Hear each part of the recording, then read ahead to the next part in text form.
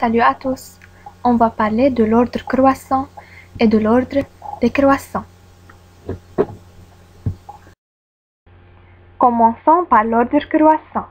On commence par la souris, ensuite le singe, enfin la girafe, c'est-à-dire l'ordre croissant est du plus petit au plus grand. Contrairement, l'ordre décroissant commence par la girafe, le singe et ensuite la souris, c'est-à-dire l'ordre décroissant, c'est du plus grand au plus petit.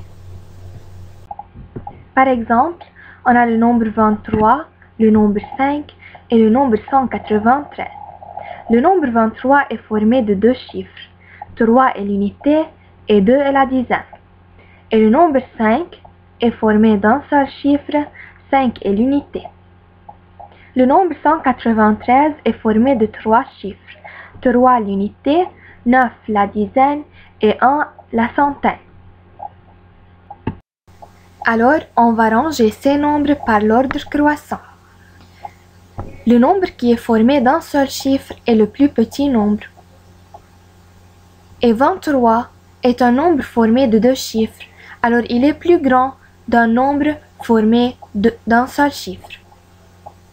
Et enfin, 193 est formé de trois chiffres, il est le plus grand, c'est-à-dire de 5 à 193, c'est de l'ordre croissant, on a rangé le nombre 5, puis le nombre 23 et enfin le nombre 193.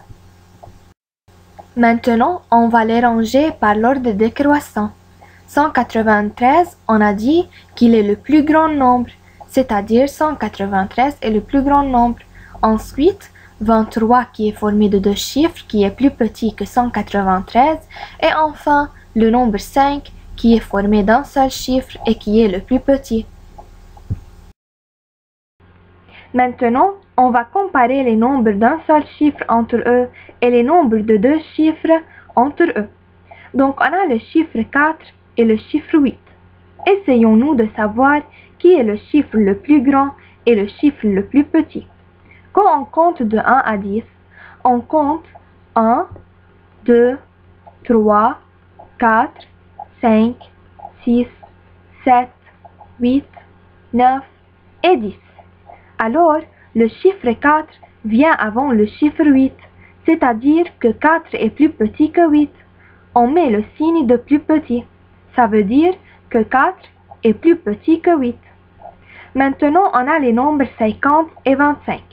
Dans ce cas, on va voir le chiffre de la dizaine.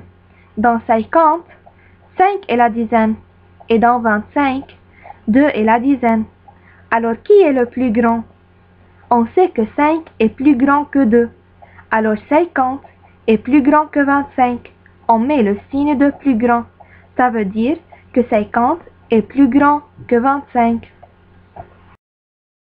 Voilà un exercice. Range les nombres du plus petit au plus grand pour chaque ligne, c'est-à-dire de l'ordre croissant. Ce tableau contient les nombres de 0 à 59. Alors, on a les nombres 10, 25, 8, 31, 17 et 29.